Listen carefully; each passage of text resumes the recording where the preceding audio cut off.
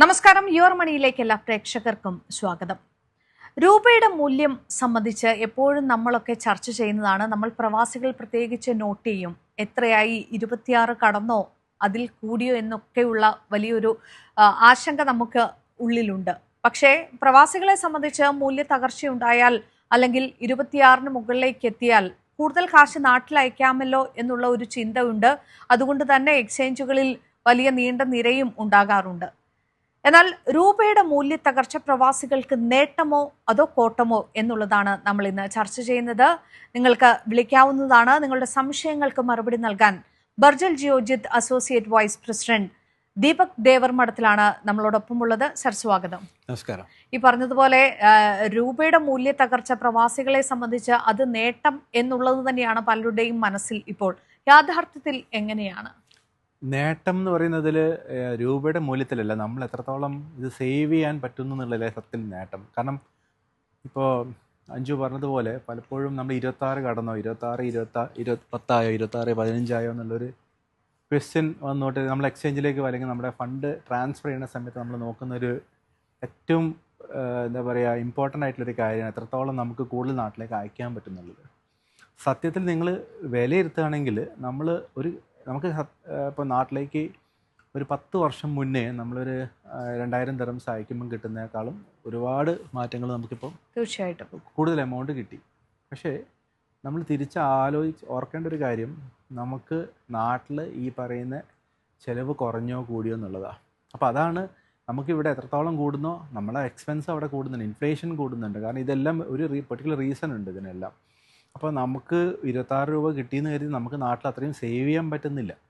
നമുക്ക് സേവ് ചെയ്യാൻ പറ്റുമെങ്കിൽ നമ്മൾ ഏത് നാട്ടിൽ സമ്പാദിക്കുന്നോ അവിടെ നമുക്ക് എമൗണ്ട് കൂടുതലാവുന്ന സമയത്ത് മാത്രമേ നമുക്ക് സേവിങ്സിലേക്ക് വരുന്നുള്ളൂ. ഇന്നിപ്പം ഞാൻ 2007 നാട്ടിൽ നിന്ന് ഇങ്ങോട്ട് വന്നൊരു വ്യക്തിയാണ്. ഞാൻ വരുന്ന സമയത്ത് 100-150 രൂപ ഉണ്ടെങ്കിൽ നമുക്ക് ഒരു ദിവസം കുശാലായിട്ട് നമുക്ക് അന്നത്തെ ഒരു ദിവസം ഒരു വ്യക്തിക്ക് സുഖമായിട്ട് പുറത്തിറങ്ങി ഒന്ന് കറങ്ങി വരാം. ഇന്നിപ്പോൾ നമുക്ക് 1000 രൂപ ഉണ്ടെങ്കിൽ നടക്കില്ല. അപ്പോൾ നമ്മുടെ മൂല്യം എന്ന് പറയുമ്പോൾ, അതായത് കറൻസിയിൽ വരുന്ന ഡിഫറൻസ് നമുക്ക് സമ്പാദ്യത്തിലേക്ക് കാര്യമായിട്ട് വരില്ല. അതിന് പകരം നമ്മൾ എത്രത്തോളം എക്സ്പെൻസ് കുറയ്ക്കാൻ പറ്റുന്നു എന്നുള്ളതിലാണ് നമ്മുടെ സമ്പാദ്യം. പ്രത്യേകിച്ചിട്ട് പ്രവാസികളായിരിക്കുന്നവർക്ക് കറൻസി കൺവേർഷന് കൂടുതൽ ബെനിഫിറ്റ് കിട്ടുന്നത് എമൗണ്ട് കൂടുമ്പോഴാണ്. അത് ഞാൻ പറഞ്ഞ ലോക്കൽ കറൻസിയിൽ എമൗണ്ട് കൂടുമ്പോഴാണ്. അതല്ലാതെ നാട്ടിലേക്ക് നമുക്കിപ്പം പെട്രോൾ പ്രൈസ് നാട്ടിൽ കൂടി അതിനനുബന്ധമായിട്ടുള്ള വിലക്കയറ്റം നാട്ടിലുണ്ടാവും. അപ്പോൾ ഇന്ന് ഒരു 2000 രൂപയ്ക്ക് നമുക്ക് 45,000 കിട്ടുന്നു അല്ലെങ്കിൽ 50,000 കിട്ടുന്നു എന്ന് പറയുമ്പോൾ ആ 50,000 എക്സ്പെൻസ് അവിടെ കാത്തിരിക്കുന്നുണ്ട്. അപ്പോൾ അതൊരു പോസിറ്റീവായിട്ട് കാണാൻ നമുക്ക് കിട്ടുന്ന ഫീലിംഗാണ്. ബാങ്കിലേക്ക് വരുന്ന ക്രെഡിറ്റിന് കിട്ടുന്ന മാത്രം ഫീലിംഗാണ്. അവിടെ നമ്മളുടെ എക്സ്പെൻസിൽ കണക്ക് കൂട്ടി നോക്കുകയാണെങ്കിൽ കാര്യമായിട്ട് മാറ്റമൊന്നും ഉണ്ടാവില്ല. അപ്പോൾ എത്രത്തോളം ഇവിടെ സമ്പാദിക്കാൻ പറ്റുമോ അത് കൂടുതൽ നമ്മുടെ എക്സ്പെൻസ് കുറച്ചിട്ടും നമ്മുടെ എന്താ പറയുക അനാവശ്യമായിട്ടുള്ള ചിലവുകൾ കുറയ്ക്കാൻ പറ്റുന്നുണ്ടെങ്കിൽ അത് ചെയ്യുക എന്നുള്ളതാണ് ഇപ്പോഴത്തെ ഏറ്റവും ഇമ്പോർട്ടൻ്റ് ആയിട്ടുള്ളൊരു കാര്യം, പ്രത്യേകിച്ചിട്ട് ഈ ഒരു സിറ്റുവേഷനിൽ. തീർച്ചയായിട്ടും ഈ രൂപയുടെ മൂല്യം കഴിഞ്ഞ ദിവസമാണ് ചരിത്രത്തിലെ ഏറ്റവും താഴ്ന്ന നിലയിലേക്ക് എത്തുന്നത്. ഏതാണ്ട് 26 രൂപ 24 പൈസ എന്നുള്ള രീതിയിലേക്ക് താഴ്ന്നിരുന്നു. അപ്പോൾ ഇത്തരം ഘട്ടങ്ങളിൽ ആളുകൾ കൂടുതലായും പണം നാട്ടിലേക്ക് അയക്കാനുള്ള ഒരു ശ്രമം നടത്താറുണ്ട്. സത്യത്തിൽ നമ്മൾ എല്ലാവരും നാട്ടിലേക്ക് പണം അയക്കുന്ന ആളുകളാണ്. കൃത്യമായി ഏത് സമയത്താണ് നമ്മൾ നാട്ടിലേക്ക് പണം അയക്കേണ്ടത്? നാട്ടിലേക്ക് പണം അയക്കാൻ ഇപ്പോൾ പലപ്പോഴും അഞ്ജു പറഞ്ഞ പോലെ നമ്മൾ ഈ കറൻസിയിൽ വരുന്ന വേരിയേഷനിൽ നമ്മൾ പലരും, ഞാൻ കേട്ടിട്ടുണ്ട്, പലരും ലോൺ എടുത്തിട്ട് നാട്ടിലേക്ക് കാശ് അയക്കുന്നു, അല്ലെങ്കിൽ ക്രെഡിറ്റ് കാർഡിൽ നിന്ന് സ്വൈപ്പ് ചെയ്തിട്ട് നാട്ടിലേക്ക് അയക്കുന്നു. ഇത്രയും ശുദ്ധ മണ്ടത്തരം ചെയ്യുന്ന ആൾക്കാരെ നമുക്ക് എങ്ങനെ കറക്റ്റ് ചെയ്യണമെന്ന് അറിയില്ല. കാരണം ഒന്ന്, നമ്മൾ ഈ ഇപ്പോൾ എല്ലാ തവണയും ഇപ്പോൾ നമുക്കൊരു എക്സാമ്പിൾ എടുക്കാം. 2 വർഷം മുന്നേ ഇതേപോലെ കറൻസി ഡിപ്രിസിയേഷൻ വന്ന സമയത്തും അതിനൊരു ഹൈ ഉണ്ടായിരുന്നു. ഇപ്പോൾ നമുക്ക് 22-23 ആ റേഞ്ചിൽ നിൽക്കുന്ന സമയത്ത് അത് 24 ടച്ച് ചെയ്ത സമയത്ത് ഹൈ ആയിരുന്നു.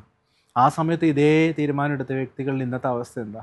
അപ്പോൾ ഒരിക്കലും നമ്മൾ കടം വാങ്ങിയിട്ടോ അല്ലെങ്കിൽ ഈ പറയുന്ന പോലെ ലോണോ ക്രെഡിറ്റ് കാർഡിൽ നിന്ന് സ്വൈപ്പ് ചെയ്തിട്ട് ഒരു കാരണവശാലും നാട്ടിലേക്ക് കാശ് അയക്കരുത്. നാട്ടിലേക്ക് കാശ് അയക്കണമെന്നുണ്ടെങ്കിൽ നമ്മുടെ സേവിങ്സ്, നമ്മുടെ സാലറിയിൽ നിന്നും മിച്ചമാവുന്ന ആ പെർട്ടിക്കുലർ എമൗണ്ട് വേണം നാട്ടിലേക്ക് അയക്കാൻ. അപ്പോൾ അത് വിനിയോഗിക്കാനും നാട്ടിൽ നല്ല രീതിയിലുള്ള ഒരു പ്ലാനിങ് ഉണ്ടെങ്കിൽ മാത്രമേ ഇതെല്ലാം ഒരു പൂർണ്ണ രൂപത്തിലാവുകയുള്ളൂ. അതല്ലാതെ കറൻസിയിൽ വന്ന ഒരു ഡിഫറൻസ് കൊണ്ട് എനിക്ക് സമ്പാദ്യം കൂടുന്നുള്ള തെറ്റിദ്ധാരണ ആർക്കും പാടില്ല. അത് ഉള്ളവർ തിരുത്തണം. ഒരു കാരണവശാലും കടം വാങ്ങി നാട്ടിലേക്ക് എന്ത് എന്നാൽ, അതായത് എത്ര കറൻസി ഡിവാലുവേഷൻ വന്നു കഴിഞ്ഞാലും ചെയ്യാനേ പാടില്ല. തീർച്ചയായിട്ടും ഈ പറഞ്ഞതുപോലെ ഈ രൂപയിൽ ഉണ്ടാകുന്ന മൂല്യ തകർച്ച, നമ്മളുടെ നിക്ഷേപങ്ങൾ, അതിപ്പോൾ റിയൽ എസ്റ്റേറ്റിലാകട്ടെ, ഓഹരി വിപണിയിലാകട്ടെ, ഗോൾഡിലാകട്ടെ, ഇതിലൊക്കെ വരുത്തുന്ന ഒരു സ്വാധീനം അതെങ്ങനെയാണ്? തീർച്ചയായും ഇപ്പോൾ ഇപ്പോൾ ജസ്റ്റ് നമുക്ക് UAE കറൻസീൻ്റെ ഒരു കാര്യം എടുക്കാം അല്ലേ. നമുക്ക് ഇപ്പോൾ ഇന്ന് 26, 24 എന്നുള്ള ഒരു കറൻസി ഡിവാലുവേഷനെ പറ്റി സംസാരിച്ചു. നമുക്ക് ഗോൾഡ് വാങ്ങുന്ന സമയത്ത് ഗോൾഡിൻ്റെ പ്രൈസ് കൂടി, നമുക്ക് ഓയിൽ പ്രൈസ് അത് അക്രോസ് ഗ്ലോബ് ഈ രാജ്യം എന്നുള്ള എല്ലാ സ്ഥലത്തും കൂടി. ഇതെല്ലാം ഒരു കാര്യത്തിലേക്കാണ്, നമ്മുടെ നിത്യ ചെലവിലേക്ക് എഫക്റ്റ് ചെയ്യുന്നുണ്ട് കാര്യമായിട്ട്.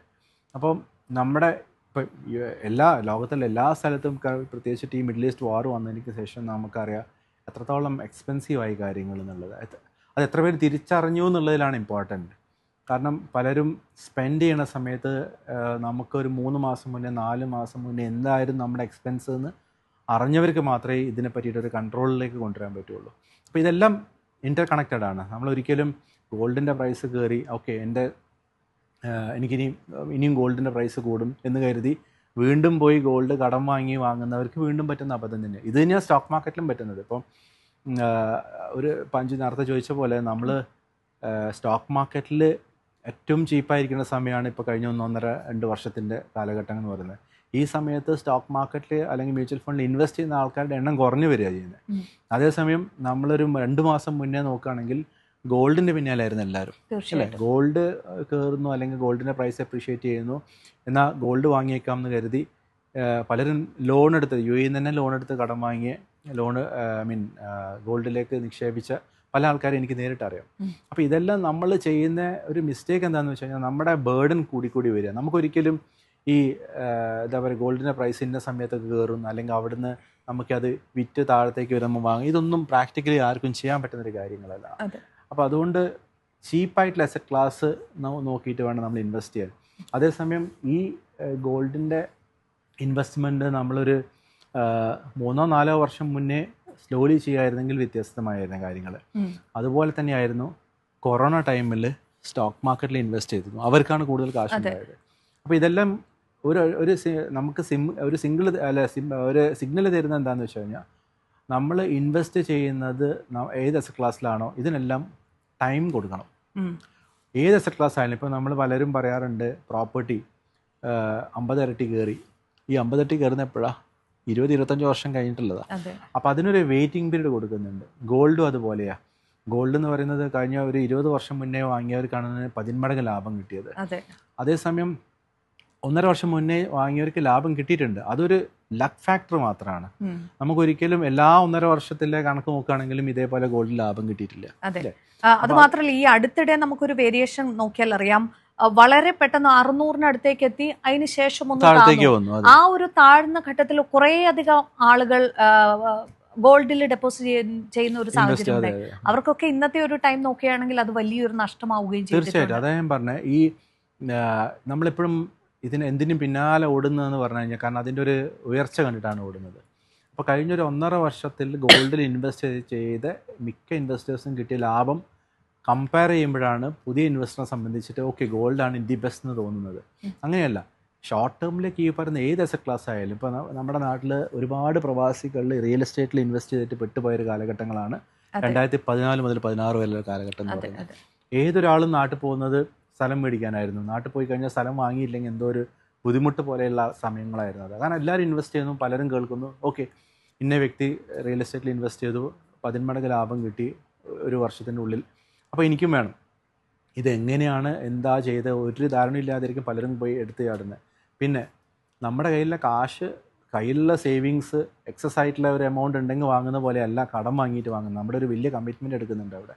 അപ്പോൾ ഇത്തരം കമ്മിറ്റ്മെൻറ്റ് എടുക്കുന്ന സമയത്ത് നമ്മൾ പ്രോപ്പറായിട്ട് മാനേജ് ചെയ്തിട്ടില്ല എന്നുണ്ടെങ്കിൽ അത് നമ്മുടെ സാമ്പത്തിക ഭദ്രത തന്നെ ബാധിക്കും, ഒരുപാട് ബുദ്ധിമുട്ടുണ്ടാക്കും. കാരണം പിന്നെ നമ്മൾ ഇപ്പോൾ ഒരുപാട് പേര് ഇന്ന് നാട്ടിൽ സ്ഥലം വാങ്ങി ഒരു 10 വർഷമായിട്ട് വിൽക്കാൻ പറ്റാതിരിക്കുന്ന പേരുണ്ട്. അപ്പോൾ ഇവരെല്ലാം പ്രതീക്ഷിച്ചത് എന്തായിരുന്നു എന്ന് വെച്ച് കഴിഞ്ഞാൽ ഓക്കെ കഴിഞ്ഞ 1.5-2 വർഷത്തിൽ കിട്ടിയ ലാഭം കിട്ടുന്നുള്ള ഒരു മിഥ്യാധാരണയിലായിരുന്നു. അപ്പോൾ അത് ഒരു റിയാലിറ്റിയിലേക്ക് വരുന്ന സമയത്ത് ഇതിൻ്റെ എല്ലാം ഒരു ഡിഫറെൻ്റ് ആയിട്ടുള്ള വേൾഡ് ആയതല്ല. അസറ്റ് ക്ലാസ് എന്ന് പറഞ്ഞാൽ ഏത് അസറ്റ് ക്ലാസ് ആയിക്കോട്ടെ, നമ്മൾ സിൽവർ ആയിക്കോട്ടെ, ഗോൾഡ് ആയിക്കോട്ടെ, റിയൽ എസ്റ്റേറ്റ് ആയിക്കോട്ടെ, സ്റ്റോക്ക് മാർക്കറ്റ് ആയിക്കോട്ടെ, എന്താണേലും ഇതിനെല്ലാം ടൈം ഫ്രെയിം ഉണ്ട്. അതെ ആ ടൈം നിങ്ങൾക്ക് കൊടുക്കാൻ പറ്റുന്നുണ്ടെങ്കിൽ മാത്രമേ ലാഭത്തിലേക്ക് വരും, നമുക്ക് നമ്മൾ ഉദ്ദേശിച്ച ലാഭത്തിലേക്ക് വരുള്ളൂ. ബാക്കിയെല്ലാം ഇപ്പോൾ ഷോർട്ട് ടേം എന്നൊക്കെ പറയുന്നത് ഈ എൻട്രി എക്സിറ്റ് എന്നുള്ളത് നമ്മുടെ ലക്ക് ഫാക്ടറും കൂടെ ബാധിക്കും അതിന്. അതെ കാരണം അത് ആർക്കും പ്രിഡിക്റ്റ് ചെയ്യാൻ പറ്റില്ല. അങ്ങനെ പ്രിഡിക്റ്റ് ചെയ്യാൻ പറ്റുന്നുണ്ടെങ്കിൽ എല്ലാവരും ആ പ്രിഡിക്റ്റ് ചെയ്യുന്ന വ്യക്തിനെ ഫോക്കസ് ചെയ്താൽ മതിയല്ലോ. തീർച്ചയായിട്ടും ഈ പറഞ്ഞതുപോലെ രൂപയുടെ മൂല്യത്തിലുണ്ടായ ഈ ഒരു തകർച്ച വളരെ പെട്ടെന്നായിരുന്നു എന്ന് തന്നെ പറയാം. 2018 ഞാനിവിടെ വരുന്നത്. ആ ഒരു സമയത്ത് 18 രൂപയായിരുന്നു ഒരു എക്സ്ചേഞ്ച് റേറ്റ് എന്ന് പറയുന്നത്. അതിപ്പോൾ ഈ കുറഞ്ഞ കാലം കൊണ്ട് 26 എത്തുന്ന ഒരു സാഹചര്യം ഉണ്ടായിട്ടുണ്ട്. ഇത്തരത്തിൽ രൂപയിൽ ഉണ്ടാകുന്ന ഈ മാറ്റം അടുത്ത ഒരു വർഷത്തിനുള്ളിൽ എന്താകും എന്നുള്ള ഒരു ആശങ്ക പലർക്കുമുണ്ട്. അതുകൊണ്ട് തന്നെ നമ്മൾ പ്രവാസികളടക്കം സ്വീകരിക്കേണ്ട ഒരു സാമ്പത്തിക തീരുമാനം എന്താണ്? അതാ ഞാൻ നേരത്തെ പറഞ്ഞത്. നമ്മൾ പ്ലാൻ ചെയ്യേണ്ടത് എങ്ങനെയാണെന്ന് വെച്ച് കഴിഞ്ഞാൽ, നമുക്കൊരിക്കലും ഏതെങ്കിലും ഒരു അസറ്റ് ക്ലാസ്സിന് അല്ലെങ്കിൽ നമ്മൾ റുപ്പി ഡിപ്രിസിയേഷനൊന്നും കണക്കാക്കിയിട്ടല്ല നമ്മുടെ ബഡ്ജറ്റ് പ്ലാൻ ചെയ്യേണ്ടത്. നമ്മുടെ ബഡ്ജറ്റ് പ്ലാൻ ചെയ്യേണ്ടത് നമ്മുടെ ഇൻകം വെച്ചിട്ടാണ്. നമ്മുടെ ഇൻകം എന്താണോ, നമുക്ക് എന്താണ് റിക്വയർമെൻറ്റ്, നമുക്ക് എന്താണോ റിട്ടയർമെൻറ്റ് പ്ലാൻ ചെയ്യേണ്ടത്, നമുക്ക് എത്രത്തോളം സമ്പാദിക്കണം, നമുക്ക് റിട്ടയർമെൻറ്റിന് ശേഷം എന്തെല്ലാം എക്സ്പെൻസസ് വരും, ഈ പ്ലാനിങ് ഓരോ വ്യക്തികൾക്കും ഡിഫറെൻ്റ് ആയിരിക്കും. നമുക്കൊരിക്കലും ഒരാൾക്കും മറ്റൊരാളുടെ എക്സ്പെൻസസ് ആണെന്നുള്ള പറയാൻ പറ്റില്ല. അപ്പോൾ അതുകൊണ്ട് പിന്നെ എഗെയിൻ നമ്മുടെ ഏറ്റവും ചാലഞ്ചിങ് ആയിട്ടുള്ളൊരു കാര്യമാണ് ഹെൽത്ത് കെയർ എന്ന് പറയുന്നത്. അപ്പോൾ ഇതെല്ലാം മുൻകൂട്ടി കണ്ടിട്ട് വേണം പ്ലാൻ ചെയ്യാൻ. എന്നിട്ട് നമ്മൾ ഒരു പ്രോപ്പർ പ്ലാനിങ്ങിൽ സമ്പാദ്യം എന്നുള്ളത് മനസ്സിൽ ഉറപ്പിച്ചിട്ട് വേണം മുന്നോട്ടേക്ക് പോകാൻ. എന്നാൽ മാത്രമേ നമുക്കൊരു വ്യക്തമായ ധാരണയോട് കൂടിയിട്ട് മുന്നിലേക്ക് പോകാനും പറ്റുള്ളൂ. അതായിരിക്കും ഈസിയസ്റ്റ് വേ. അപ്പം അതിനൊരു എന്താ പറയുക, കോമൺ എന്താ പറയുക ഒരു ഫാക്ടറൊന്നുമില്ല. അത് ഓരോ വ്യക്തികൾക്കും ഡിഫറെൻ്റ് ആയിരിക്കും. നമുക്ക് ഒരിക്കലും ഓക്കെ ഇതിനൊരു പെർട്ടിക്കുലർ എന്താ പറയുക ഫോർമുല ഉണ്ട്, ഓക്കെ ഇത് ഫോളോ ചെയ്തോളൂ എന്നുള്ള രീതിയിലേക്ക് പറയാൻ പറ്റില്ല. അത് പേഴ്സൺ ടു പേഴ്സൺ ഡിഫേഴ്സ് ആയിരിക്കും. ഓക്കെ, തീർച്ചയായിട്ടും. നമുക്കറിയാം ഏതൊരു സാധനം വാങ്ങുമ്പോഴും നമ്മൾ മലയാളികൾ പ്രത്യേകിച്ച് ഇവിടെയാണെങ്കിൽ ഇവിടുത്തെ എമൗണ്ടും നാട്ടിലെ എമൗണ്ടുമായി ഇവിടെ വെച്ച് കാൽക്കുലേറ്റ് ചെയ്യും. ഇനി നാട്ടിലേക്ക് എത്തുമ്പോൾ അത് നേരെ തിരിച്ചും ആകുന്ന ഒരു സാഹചര്യമുണ്ട്. പ്രത്യേകിച്ച് ഇതൊരു അവധിക്കാലമാണ്. നാട്ടിൽ പോയ കുറേ ആളുകളുണ്ട്. അവിടെ ചെന്ന് ഒരു സാധനം വാങ്ങുമ്പോൾ അതിനെ ഒന്ന് കമ്പയർ ചെയ്യും. ഓക്കെ, ഇത് 38 ദറവേ ആയിട്ടുള്ളൂ, 1000 രൂപ എന്നുള്ള ഒരു കാൽക്കുലേഷൻ ഉണ്ടാകാറുണ്ട്. അത് എത്രത്തോളം നഷ്ടത്തിലേക്കാണ് ഒരുപക്ഷെ ആളുകളെ നയിക്കുന്നത്? അത് ഇവിടെയാണെങ്കിൽ കൂടി ആ കമ്പാരിസൺ നേട്ടമാണോ? അതെ, നമ്മളിപ്പോൾ പ്രത്യേകിച്ചിട്ട് ഇപ്പോൾ ജൂലൈ ഓഗസ്റ്റ് എന്ന് പറയുന്നത് വെക്കേഷൻ സീസണാണ്. പലരും നാട്ടിൽ പോകുന്നത് എന്താ പറയുക, നമ്മളങ്ങ് ഒരു മാസം അങ്ങ് ദാംധൂമാക്കുക ചെയ്യും അല്ലേ? എല്ലാവരുടെയും ആഗ്രഹം എന്ന് പറയുന്നത് ഒരു മാസം, കാരണം ഇവിടുത്തെ ലൈഫ് സ്റ്റൈലും നമുക്ക് നാട്ടിൽ കിട്ടുന്ന ഈ മഴക്കാലം ഇതെല്ലാം ആസ്വദിക്കാനായിരിക്കും പലരും പോകുന്നുണ്ടാവുക. പക്ഷെ നമ്മൾ ഇപ്പം ജസ്റ്റ് ഒരു എക്സാമ്പിൾ പറയാം. നമ്മളൊരു 10,000 ദിർഹംസ് നാട്ടിലേക്ക് ഇന്ന് അയക്കുന്നു. നമുക്ക് കിട്ടുന്ന എമൗണ്ട് 2,60,000 രൂപ. ഈ 2,60,000 രൂപ എന്ന് പറയുന്നത് നമ്മളെ സംബന്ധിച്ചിട്ട് നാട്ടിൽ വലിയൊരു എമൗണ്ടാണ്. അപ്പോൾ നമ്മൾ ഓരോ എക്സ്പെൻസസും, ഇപ്പോൾ നാട്ടിൽ പോയി ഒരു റെസ്റ്റോറൻറ്റ് പോകുന്നു. നമ്മൾ റെസ്റ്റോറൻറ്റ് പോയി കഴിഞ്ഞാൽ, ഇപ്പോൾ ഞാൻ നേരത്തെ പറഞ്ഞ പോലെ ഞാൻ 2007 വരുന്ന സമയത്ത് നാട്ടിൽ റെസ്റ്റോറൻറ്റ് ബില്ല് എന്ന് പറഞ്ഞാൽ ഒരു എനിക്ക് എൻ്റെ ഓർമ്മ ശരിയാണെങ്കിൽ 150-200 രൂപയൊക്കെ കൊടുത്തു കഴിഞ്ഞാൽ അത്യാവശ്യം നല്ല രീതിയിൽ ഫുഡ് കഴിക്കാം. ഇന്ന് ഇത് 2,000, 3,000, 3,500 രൂപയിലേക്ക് എത്തി, നമ്മളൊരു 2-3 പേരൊക്കെ പോവുകയാണെങ്കിൽ. അപ്പോൾ അത്രയും എക്സ്പെൻസായി. അപ്പോൾ 3,000 രൂപ എന്ന് പറയുന്ന സമയത്ത് നമുക്ക് ഇവിടുത്തെ കണക്ക് നോക്കുമ്പോൾ 125-130 ദിർഹംസേ വരുന്നുള്ളൂ. അപ്പോൾ 130 ദിർഹംസ് ഇന്ന് ഇവിടെ പ്രവാസികൾ നാട്ടിൽ പോയിട്ട് കമ്പയർ ചെയ്യുന്ന സമയത്ത് വലിയ എമൗണ്ട് അല്ല. അപ്പോൾ ഈ പറയുന്ന രീതിയിലുള്ള എക്സ്പെൻസസ് ആയിരിക്കും നമ്മൾ ഈ ഒരു മാസത്തിൽ കൊണ്ടുപോയി പൊടിക്കുക എന്ന് പറയുന്നത്. അപ്പോൾ അങ്ങനെ ചെയ്യുന്ന സമയത്ത് പലർക്കും പാളിപ്പോകുന്ന എവിടെയാണെന്ന് വെച്ച് കഴിഞ്ഞാൽ, നമ്മൾ ആദ്യത്തെ ഒരു 15 ദിവസത്തെ എക്സ്പെൻസസ് എന്ന് പറഞ്ഞാൽ അതിഗംഭീരമായിട്ടുള്ള എക്സ്പെൻസസ് ആയിരിക്കും. ഒരു കാരണവശാലും നമ്മൾ ഇതിനെപ്പറ്റി കണക്കെടുക്കാനോ, കാരണം എവിടെ പോയി കഴിഞ്ഞാലും നമ്മൾ പുറത്ത് പോയി ഭക്ഷണം കഴിക്കുന്നു, റിസോർട്ട് എടുക്കുകയാണെങ്കിൽ അതേപോലെ ചെയ്യുന്നു. ഇതെല്ലാവർക്കും, ഞാൻ ആരും ഒരു പെർട്ടിക്കുലർ ഇത് മോശമാണെന്നല്ല പറയുന്നത്, അതിൻ്റെ ഇമ്പാക്റ്റാണ് പറഞ്ഞു തരുന്നത്. അപ്പോൾ നമുക്ക് പലർക്കും തിരിച്ചു വരുമ്പം പറയുന്നത് കേട്ടിട്ടുണ്ട്, അല്ലെങ്കിൽ പലരുടെ അനുഭവം എന്ന് പറയുന്നത്, നമ്മൾ അയച്ച കാശ് തീരുന്നു, അല്ലെങ്കിൽ തിരിച്ചു വരുമ്പോഴത്തേക്ക് കടമായിട്ടാണ് വരുന്നത്. പിന്നെ ഈ കടം തീർക്കാൻ വേണ്ടിയിട്ട് അടുത്ത 2-3 മാസം വീണ്ടും ബുദ്ധിമുട്ടുന്ന കാഴ്ച. അപ്പോൾ അതിന് പകരം എൻ്റെ ഒരു അഡ്വൈസ് എന്താണെന്ന് വെച്ച് കഴിഞ്ഞാൽ, ബേസിക്കലി നമ്മൾ നാട്ടിൽ പോകുന്നതിന് മുന്നേ നമ്മൾ എവിടെ പോകണം, എന്ത് ചെയ്യണം, എത്ര നമുക്ക് സ്പെൻഡ് ചെയ്യാം എന്നുള്ളത് ഫസ്റ്റ് നമ്മൾ കണക്കാക്കണം. അല്ലാതെ ഒരുപാട് ഇപ്പം പലരും നാട്ടിലേക്ക് പോകുന്ന സമയത്ത് പർച്ചേസിങ് ഉണ്ടാവാറുണ്ട് അല്ലേ? നമ്മൾ എല്ലാ സൂപ്പർ മാർക്കറ്റിലും കയറി, അല്ലെങ്കിൽ നമുക്ക് എല്ലാ ഓഫറുള്ള സ്ഥലത്തും കയറി നമ്മളങ്ങ് പർച്ചേസ് ചെയ്യും. പക്ഷേ ഈ പർച്ചേസ് ചെയ്യുന്നത് പലപ്പോഴായിട്ടായിരിക്കും പർച്ചേസ് ചെയ്യുന്നത്. അതിൽ വരുന്നൊരു ഡിഫറൻസ് എന്താണെന്ന് വെച്ച് കഴിഞ്ഞാൽ നമുക്ക് നമ്മുടെ വീട്ടിൽ എന്തോരം സാധനങ്ങൾ വാങ്ങി വെച്ചെന്നുള്ളത് പലർക്കും അറിയില്ല. അങ്ങ് വാങ്ങിക്കൂട്ടും. പിന്നെ പോകുന്ന സമയത്ത് ഇപ്പോൾ ഞാൻ വരുന്ന സമയത്ത് എൻ്റെ ഒരു സുഹൃത്തിനെ വിളിച്ചു. അദ്ദേഹം ദുബായ് എയർപോർട്ടിലിരിക്കുക. അപ്പം എന്നോട് പറഞ്ഞു ഞാൻ കുറച്ച് ടെൻഷനില്ല, ഒരു 7 കിലോ കൂടി, അതായത് ലഗേജ് 7 കിലോ കൂടി. ഈ 7 കിലോ കൂടാൻ റീസൺ എന്ന് വെച്ചാൽ പാക്ക് ചെയ്യുന്ന സമയത്ത് ഒന്നാമത് പലരും പല സാധനങ്ങളും വാങ്ങി വെക്കുന്ന പല ദിവസങ്ങളിലായിട്ടായിരിക്കും. അപ്പോൾ ഇത് എന്ത് സ്റ്റോക്ക് ഉണ്ട്, എത്ര കിലോ ആയി എന്നുള്ളതൊന്നും നോക്കാതെ പലരും അങ്ങ് പാക്ക് ചെയ്യും. ഇനി ഈ പാക്കേജ് അവിടെ എയർപോർട്ടിൽ കൊടുക്കേണ്ട എമൗണ്ട് എന്താണെന്നുള്ള എല്ലാവർക്കും ധാരണ ഉണ്ടല്ലോ. അപ്പോൾ ഇത്രയും എമൗണ്ട് നമ്മൾ സ്പെൻഡ് ചെയ്ത് നാട്ടിൽ പോയി പിന്നെയും നമ്മൾ പോയിട്ട് സ്പെൻഡിങ്ങിലേക്കാണ് പോകുന്നത്. അപ്പോൾ ഇതെല്ലാം കാശുള്ളവർക്ക് ഇതൊന്നും ഒരു പ്രശ്നമുള്ള കാര്യമല്ല. ഞാൻ പറയുന്നത് നമ്മളൊരു ബഡ്ജറ്റ് വെച്ച് അല്ലെങ്കിൽ ചെറിയൊരു ശമ്പളത്തിൽ നിൽക്കുന്നവർക്കാണ് ഇതെല്ലാം ബുദ്ധിമുട്ടാവുക.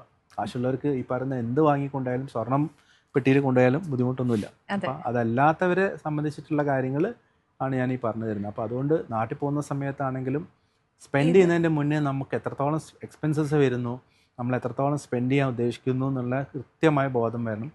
അതിൽ കവിഞ്ഞിട്ടുള്ള സ്പെൻഡിങ് വരുമ്പോൾ ഒന്ന് ചവിട്ടി പിടിക്കുന്നതായിരിക്കും ഏറ്റവും നല്ലത്. അതാണ് നാടൻ ഭാഷയിൽ പറയാനുള്ളത്. ഓക്കെ. ഇതിനൊപ്പം തന്നെയാണ് പ്രവാസം അവസാനിപ്പിച്ച് നാട്ടിൽ പോകുന്നവരുണ്ടാവും, ജോലി നഷ്ടപ്പെട്ട് നാട്ടിൽ പോകുന്നവരുണ്ടാകും.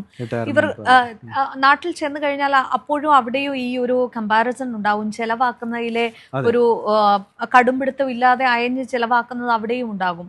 അത്തരക്കാരൊക്കെ ശ്രദ്ധിക്കേണ്ട കാര്യങ്ങൾ. പലരും ഒരു ചെറിയൊരു എക്സാമ്പിൾ പറയാം.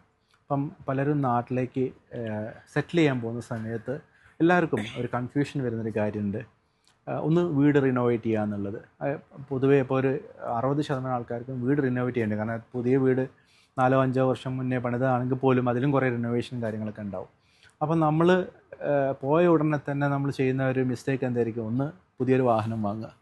2, നമ്മൾ വീട്ടിന് വേണ്ടിയിട്ട് കൂടുതൽ കാശ് സ്പെൻഡ് ചെയ്യുക. കാരണം നമ്മുടെ പ്രശ്നം എവിടെയായിരിക്കും എന്ന് വെച്ച് കഴിഞ്ഞാൽ നമ്മളൊരിക്കലും നാട്ടിലത്തെ ഒരു ചീപ്പായിട്ട് എന്ത് കിട്ടുന്നോ, നാട്ടിലത്തെ പുതിയ ട്രെൻഡ് എന്താണെന്നോ, അതെങ്കിൽ ഇതിന് എത്രത്തോളം ലാഭത്ത് കിട്ടുന്ന സ്ഥലം എവിടെ ഉണ്ട് എന്നുള്ള ഒരുവിധം ആൾക്കാർക്കൊന്നും അറിയില്ല. അപ്പോൾ നമ്മൾ ആദ്യം പോകുന്നത് ഹൈഫൈ ആയിട്ടുള്ളൊരു സ്ഥലത്തേക്ക് പോകണം. അവിടുന്ന് പുതിയ പർച്ചേസും കാര്യങ്ങളൊക്കെ നടത്തുന്നു, എല്ലാം അങ്ങ് ഗംഭീരമാക്കുക. അപ്പോഴേക്ക് എന്താ പറ്റുന്നതെന്ന് വെച്ച് കഴിഞ്ഞാൽ നമുക്ക് കിട്ടിയ ഒരു ഗ്രാറ്റുവിറ്റി അല്ലെങ്കിൽ സോ കോൾഡ് റിട്ടയർമെൻറ്റ് എമൗണ്ട് എന്ന് പറയുന്നത് ഗണ്യമായിട്ട് അങ്ങ് കുറയും. അപ്പോൾ ഇത് നമ്മൾ നോട്ടീസ് ചെയ്യുന്നില്ല. പിന്നെ പലരും ചെയ്യുന്നൊരു മിസ്റ്റേക്ക്, നാട്ടിൽ പോയ ഉടനെ തന്നെ യാത്രകളിലേക്ക് അങ്ങ് മുഴുകും. കാരണം റിട്ടയർമെൻ്റ് ആയി, ഇനി വെറുതെ ഇരിക്കുകയാണ്, അപ്പോൾ നമ്മൾ കൂടുതൽ യാത്രകളിലേക്ക് പോകും. ഇതെല്ലാം ഞാൻ നേരത്തെ പറഞ്ഞ പോലെ കയ്യിൽ ഒരുപാട് കാശുള്ളവർക്ക് ഇതൊന്നും പ്രശ്നമല്ല, എന്ത് വേണം ചെയ്യാം. വീട് പുതിയതുണ്ടാക്കി 2 ഉണ്ടാക്കി എന്തും ചെയ്യാം. ഞാൻ പറഞ്ഞ ഈ സോ കോൾ മിഡിൽ ക്ലാസ്സിനുള്ള പ്രശ്നങ്ങളാണ് ഞാൻ സംസാരിക്കുന്നത്. അപ്പോൾ അവരെ സംബന്ധിച്ചിട്ട് നമ്മളൊരു ഇപ്പം യാത്ര പോകാമെന്ന് പറയുമ്പോൾ ഇന്ന് എന്താ പറയുക, ലോകത്തിലെ എല്ലാവരും പ്രത്യേകിച്ചിട്ട് ഇന്ത്യക്കാർ, അതിൽ കൂടുതൽ മലയാളികൾ എവിടെ നിന്നില്ലാതെ പൊയ്ക്കൊണ്ടിരിക്കുക അല്ലേ. അതിൽ കൂടുതൽ റീൽസ് ആയിരിക്കും നമ്മൾ കാണുന്നുണ്ടാവുക. ആ കാണുന്ന സ്ഥലം അവിടെ എത്തുന്ന സമയത്തായിരിക്കും ബോധ്യം വരിക ഈ കണ്ടതല്ല ഈ സംഗതി എന്നുള്ളതല്ല. അതൊക്കെ വേറെ വിഷയം. അപ്പോൾ ഇത്രയും നമ്മൾ യാത്രകളിലേക്ക് പോകുന്നു, നമ്മൾ സ്പെൻഡ് ചെയ്യുന്നു, നമുക്ക് കയ്യും കണക്കില്ലാതെ നമ്മൾ എന്താ പറയുക, കണക്കില്ലാതെ നമ്മൾ ചിലവാക്കുന്ന സമയത്ത് വരുന്ന പ്രശ്നം എന്ന് വെച്ചാൽ നമ്മൾ ശ്രദ്ധിക്കാത്തൊരു പോയിൻ്റ് അവിടെ വരുന്നുണ്ട്. നമ്മുടെ ഹെൽത്ത്. ഒരു 60 വയസ്സായ ഒരു വ്യക്തി നാട്ടിലേക്ക് പോകുന്ന സമയത്ത് നമ്മുടെ ഇവിടുത്തെ ജീവിത രീതി, നമ്മുടെ ഇവിടുത്തെ എന്നല്ല, നമ്മുടെ ഇന്നത്തെ ജനറേഷൻ്റെ മൊത്തത്തിലുള്ള ജീവിത രീതി എന്ന് പറയുന്നത് വളരെ അപ്പോൾ ഉറക്കമില്ലായ്മ അല്ലെങ്കിൽ കറക്റ്റ് ടൈമിൽ ഫുഡില്ലാതെ, ഇതെല്ലാം ഹെൽത്തിനെ ബാധിക്കാൻ സാധ്യത കൂടുതലുള്ള സംഗതിയാണ്. അപ്പോൾ ഈ ഹെൽത്ത് കെയറിന് വേണ്ടിയിട്ട് മാറ്റി വെക്കുന്ന പരിപാടി പൊതുവേ കുറവാണ്. കാരണം എനിക്കൊന്നും സംഭവിക്കില്ല എന്നുള്ള ആത്മവിശ്വാസത്തിലായിരിക്കും പലരും മുന്നിലേക്ക് പോകുന്നുണ്ടാവുക. അപ്പോൾ ആ ഒരു ഹെൽത്തിൽ എന്തെങ്കിലും പ്രശ്നങ്ങൾ വന്നു കഴിഞ്ഞാൽ, പ്രത്യേകിച്ച് ഇവിടെ ഇരിക്കുന്ന സമയത്ത് നമുക്കൊരു ഏറ്റവും വലിയ ഷീൽഡ് എന്താണെന്ന് വെച്ച് കഴിഞ്ഞാൽ നമുക്ക് കിട്ടുന്ന ഹെൽത്ത് കാർഡ് അല്ലെങ്കിൽ ഇൻഷുറൻസ് എന്ന് പറയുന്നത്. ഇത് നാട്ടിൽ എത്ര പേര് എടുത്തിട്ടുണ്ടെന്നുള്ളത് ചിന്തിക്കണം. ഇൻഷുറൻസ് നാട്ടിൽ എത്ര പേർക്ക് ഉണ്ടെന്നുള്ളത് ആദ്യം നമ്മൾ നോക്കണം. അപ്പോൾ ഇതെല്ലാം മുൻകൂട്ടി കണ്ടിട്ട് വേണം നമ്മൾ സ്പെൻഡ് ചെയ്യാൻ. ആ സ്പെൻഡിങ് ഹാബിറ്റും നമ്മൾ ക്രിയേറ്റ് ചെയ്യേണ്ടത്. കാരണം ഇല്ലെങ്കിൽ എന്ത് പറ്റുമെന്ന് വെച്ച് കഴിഞ്ഞാൽ നമ്മൾ നാട്ടിലേക്ക് ചെന്ന ഉടനെ ഒരു എക്സ്പെൻസസിൻ്റെ എന്താ പറയുക വഴി ഒരു ഘോഷയാത്രയായിരിക്കും. കാരണം പ്രത്യേകിച്ചിട്ട് പുതിയ നമ്മളൊരു ലൈഫ് സ്റ്റൈൽ സ്റ്റാർട്ട് ചെയ്യുന്നു, വീട്ടിലേക്ക് കുറേ സാധനങ്ങൾ മേടിക്കേണ്ടി വരും. അപ്പോൾ നമ്മളെല്ലാം ഹൈ എൻഡ് സാധനത്തിലേക്കാണ് പോകും. കാരണം നമ്മൾ ഇവിടുന്ന് കമ്പയർ ചെയ്യുന്നതായിരിക്കും. കാരണം ഇവിടെ നമ്മൾ ജീവിക്കുമ്പം ഉപയോഗിച്ച സാധനങ്ങളായിരിക്കും നമ്മൾ നാട്ടിൽ പോയിട്ട് കമ്പയർ ചെയ്യുന്നുണ്ടാവുക. അപ്പോൾ അവിടെ നോക്കുന്ന സമയത്ത് ഓഫ് കോഴ്സ് വില വെച്ച് നോക്കുന്ന സമയത്ത് ഈ പറഞ്ഞ പോലെ ചീപ്പായിരിക്കും. നമ്മൾ വാങ്ങുന്ന സമയത്തും ഇപ്പോൾ പ്രത്യേകിച്ചിട്ട് വാഹനങ്ങളൊക്കെ വാങ്ങുമ്പോൾ ഒരിക്കലും പുതിയ കാറ് പെട്ടെന്ന് വാങ്ങാതിരിക്കുക. നമുക്ക് അവിടുന്ന് നമ്മൾ ഈ പറയുന്ന റിട്ടയർമെൻറ്റ് എമൗണ്ട് ഇൻവെസ്റ്റ് ചെയ്ത് ആ ഇൻവെസ്റ്റ്മെൻറ്റിൽ നിന്ന് കിട്ടുന്ന റിട്ടേണിലൊക്കെ ഒന്ന് ജീവിച്ച് ശീലിച്ച് തുടങ്ങിയതിന് ശേഷം മാത്രം പതുക്കെ സ്പെൻഡ് ചെയ്യുന്നതായിരിക്കും ഏറ്റവും നല്ലത്. അങ്ങനെ വരുന്ന സമയത്ത് നമ്മുടെ ഒരു ഹാബിറ്റിൽ ആ ഒരു ഗുണം കിട്ടും. നമുക്ക് അങ്ങനെ സ്പെൻഡിങ് ഹാബിറ്റിൽ, അതായത് ഒരു ചെറിയ രീതിയിൽ സ്പെൻഡ് ചെയ്യുന്ന ഹാബിറ്റിലേക്ക് വന്നു കഴിഞ്ഞാൽ കുറച്ചും കൂടെ കാര്യങ്ങൾ എളുപ്പമായി മാറും. ഇത് മാത്രമല്ല, ഇത് നാട്ടിൽ ചെല്ലുന്നവർ മാത്രമല്ല, നമ്മുടെ ഈ പ്രവാസ ലോകത്തിരിക്കുന്ന പലരും ചെയ്യുന്ന ഒരു കാര്യം, ഇവിടെ കഷ്ടപ്പെട്ട് പണിയെടുത്തിട്ട് നാട്ടിൽ വലിയ ബംഗ്ലാവ് പോലത്തെ വീടുകൾ പണിതിട്ടിട്ടുണ്ട്, കാറ് വാങ്ങിയിട്ടിട്ടുണ്ട്, ഒടുവിൽ ആരും ഉപയോഗിക്കാനില്ലാതെ നശിച്ചു പോകുന്ന ഒരു സാഹചര്യമുണ്ട്. അതും അനാവശ്യ ചെലവായി തന്നെയല്ലേ? തീർച്ചയായിട്ടും. അതാ ഞാൻ പറഞ്ഞത്, നമ്മളൊരു എപ്പിസോഡിൽ സംസാരിച്ചിട്ടുണ്ടായിരുന്നു, പ്രവാസികളിൽ പലരും ഉണ്ടാക്കുന്ന വീട് എന്ന് പറയുന്നത് നമ്മുടെ സ്റ്റാറ്റസ് സിമ്പിളായിട്ടാണ് കാണുന്നത്. നമുക്ക് എത്രത്തോളം, ഇപ്പോൾ പലരും എൻ്റെ അടുത്ത് നേരിട്ട് സംസാരിച്ചൊരു കാര്യം, ഈ വീട് കൊണ്ടു നടക്കാൻ വയ്യ. അപ്പോൾ മിക്കവരും ഒരു 80% ആൾക്കാരും ഹസ്ബൻഡ് ആൻഡ് വൈഫ് എന്നുള്ള ഒരു കോട്ടിലേക്ക് മാത്രം മാറി വരും. അപ്പോൾ 2 നിലയുള്ള വീട് മിക്കവരും മുകളിലേക്ക് കയറാൻ വയ്യ. കാരണം നമ്മുടെ ആരോഗ്യനില എന്ന് പറയുന്നത് മുട്ടുവേദനയാണ് തുടക്കം, അല്ലേ? അപ്പോൾ സ്റ്റെപ്പ് കയറി മുകളിലേക്ക് പോകാന്നുള്ളത് പലർക്കും ബുദ്ധിമുട്ടായിട്ട് മാറും. പിന്നെ എന്തോരം നമുക്ക് ഈ വീട് മെയിൻറ്റെയിൻ ചെയ്യാൻ വേണ്ടി വരും എന്നുള്ളത് ആദ്യം ആലോചിക്കണം. കാരണം ഇന്നത്തെ ലേബർ കോസ്റ്റ് നാട്ടിലുള്ളത് അറിയുന്നവർക്ക് അറിയാം എന്തോരം ലേബർ കോസ്റ്റ് വരുന്നുണ്ട് എന്നുള്ളത്. അപ്പോൾ ഇതെല്ലാം നമ്മുടെ ബഡ്ജറ്റിനെ ബാധിക്കുന്നൊരു കാര്യമാണ്. അപ്പം ഷോ ഓഫ് ചെയ്യാം, എങ്ങനെ കാശുള്ളവർക്ക് ഷോ ഓഫ് എന്ത് വേണമെങ്കിലും ചെയ്യാം, ഇല്ലാത്തവർ ശ്രദ്ധിക്കണം. എപ്പോഴും ശ്രദ്ധിക്കേണ്ട ഒരു കാര്യം, നമുക്ക് വീട് താമസിക്കാൻ, ഞാൻ പലപ്പോഴും സംസാരിക്കുന്നൊരു വിഷയമാണ്, നമ്മൾ വീട്ടിൽ ബോധത്തോടെ ഇരിക്കുന്നത് ഒരു 3-4 മണിക്കൂറാണ്. ബാക്കി ഒരു 8 മണിക്കൂർ ഉറങ്ങും, ബാക്കിയുള്ള സമയം നമ്മൾ ഓഫീസിൽ പോകും അല്ലെങ്കിൽ നമ്മൾ പുറത്തായിരിക്കും. അപ്പോൾ ഈ 3 മണിക്കൂറോ 4 മണിക്കൂറിലേക്ക് വേണ്ടിയിട്ടാണ് നമ്മൾ ഈ പറയുന്ന കോടികൾ മുടക്കുന്നത്. പിന്നെ പലരും ചെയ്യുന്ന വേറെ മിസ്റ്റേക്ക്, ഒരു ഉൾനാട്ടിൽ, അപ്പോൾ വില്ലേജിൽ അല്ലെങ്കിൽ ഒരുപാട് റിമോട്ടായിട്ടുള്ള ഏരിയയിൽ പോയി 1.5 കോടി 2 കോടിൻ്റെ വീടുണ്ടാക്കുക എന്നുള്ളത്. ഇത് വിൽക്കണമെങ്കിൽ നിങ്ങൾക്ക് പറ്റില്ല, കാരണം ആര് വന്നിട്ട് എടുക്കും? കാരണം സിറ്റിയിലാണെങ്കിൽ ഓക്കെ, അത്രയും വാല്യൂ ഉള്ളൊരു വീട് എടുക്കാൻ ആൾക്കാരെ കിട്ടിയെന്ന് വന്നേക്കാം, ഇൻ കേസ് വിൽക്കണം എന്നുണ്ടെങ്കിൽ. കാരണം നമ്മളെപ്പോഴും ചിന്തിക്കുന്നൊരു കാര്യം, പലരും പറയുന്നൊരു കാര്യം, പ്രവാസികൾ വീടുണ്ടാക്കിയതിന് ശേഷം ഇത്ര വലിയ വീടിൻ്റെ ആവശ്യമില്ലായിരുന്നു, ഒരു ഫ്ലാറ്റ് മതിയായിരുന്നു, ഇത് വിൽക്കാൻ പറ്റുന്നില്ല എന്നുള്ളതാണ്. ഞാൻ ഈ പറയുന്ന വിൽപ്പന എന്ന് പറയുന്ന ഒരിക്കലും കാശിന് ആവശ്യമുണ്ട് എന്നുള്ള രീതിയിലല്ല ഞാൻ പറഞ്ഞത്. നമുക്കൊരു ബെറ്റർ സിറ്റിയിലേക്ക് പോയി, കാരണം പലപ്പോഴും ഹോസ്പിറ്റൽ ഫെസിലിറ്റീസും കാര്യങ്ങളൊക്കെ ഉണ്ടാകുന്നത് സിറ്റിയിലായിരിക്കും. അപ്പോൾ അവരെ സംബന്ധിച്ചിട്ട് മറിച്ച് ചിന്തിക്കുന്നൊരു കാര്യം, ഹോസ്പിറ്റലിലുള്ള സ്ഥലം അല്ലെങ്കിൽ ഒരു നമുക്ക് പെട്ടെന്ന് ആക്സസിബിൾ ആയിട്ടുള്ളൊരു സ്ഥലം സിറ്റി ആയിരിക്കും. അപ്പോൾ ഈ വീട് വിറ്റിട്ട് അവിടെ പോകണമെന്നുണ്ടെങ്കിൽ ഇത് എടുക്കാൻ ആൾ വേണം. കാരണം ഒരു 1.5 കോടി ഒരു റിമോട്ട് പ്ലേസിൽ ഉണ്ടാക്കിയ ഒരു വ്യക്തിയും ആ വീട് പോയി എടുക്കില്ല, അല്ല. പിന്നെ അത് ചെറിയ കാശിന് കൊടുക്കാൻ പറ്റുവെച്ചാൽ അതല്ലേ, പിന്നെ നമ്മളവിടെ സ്റ്റക്കാവുക. അപ്പോൾ ആ രീതിയിലുള്ള തീരുമാനങ്ങളൊക്കെ എടുക്കാതിരിക്കുക. വീട് എന്ന് പറയുന്നത് താമസിക്കാനും സന്തോഷത്തോടെ താമസിക്കാനും ഉള്ളതാണ്. അവിടെ ടെൻഷൻ അടിച്ചിട്ട് ജീവിക്കാൻ, പ്രത്യേകിച്ച് നമ്മുടെ തീരുമാനം, ഈ വലിയ വീടുണ്ടാക്കി ടെൻഷൻ അടിച്ച് ജീവിക്കാനുള്ള വകുപ്പ് നമ്മളായിട്ട് ഉണ്ടാക്കരുതെന്ന് മാത്രമേ പറയാനുള്ളൂ. തീർച്ചയായിട്ടും വളരെയധികം നന്ദി. വലിയ രീതിയിൽ തന്നെ വിശദമായി തന്നെ സംസാരിച്ചു. നമുക്കറിയാം, വരവറിഞ്ഞ് ചെലവഴിക്കുക എന്നുള്ളത് തന്നെയാണ് യാഥാർത്ഥ്യം. അനാവശ്യ ചെലവുകൾ ഒഴിവാക്കി സാമ്പത്തിക ഭദ്രതയോടുകൂടി മുന്നോട്ട് പോവുക. നിങ്ങൾക്ക് സാമ്പത്തികമായി എന്തെങ്കിലും സംശയമുണ്ടെങ്കിൽ തീർച്ചയായിട്ടും ബർജിൽ ജിയോജിത്തുമായി ബന്ധപ്പെടാവുന്നതാണ്. ദുബായ്, അബുദാബി, ഷാർജ എമിറേറ്റുകളിൽ ബ്രാഞ്ചുകളുണ്ട്. ഷംസുദ്ദീൻ സാറുമായിട്ട് നേരിട്ട് ബന്ധപ്പെടാം. 05064678001 എന്ന നമ്പറിൽ ബന്ധപ്പെടാം. kvshams@gmail.com എന്ന ഇമെയിൽ ID-യിലും നിങ്ങളുടെ ചോദ്യങ്ങൾ ചോദിക്കാവുന്നതാണ്. വീണ്ടും അടുത്ത ആഴ്ച കാണാം. നമസ്കാരം.